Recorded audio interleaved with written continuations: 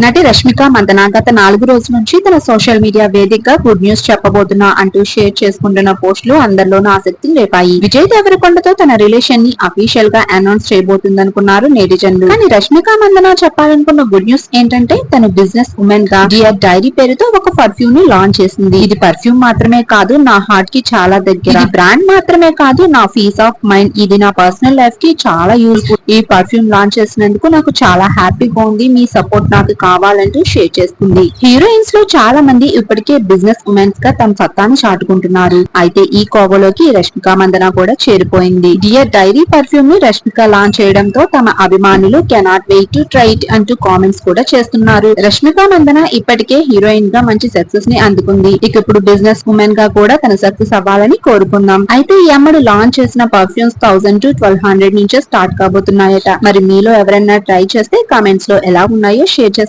ఈ వీడియో నచ్చితే లైక్ చేసి సెలబ్రిటీస్ కి సంబంధించిన ఏ అప్డేట్స్ మీరు మిస్ కాకుండా ఉండాలంటే మన ఛానల్ ని సబ్స్క్రైబ్ చేసుకోండి.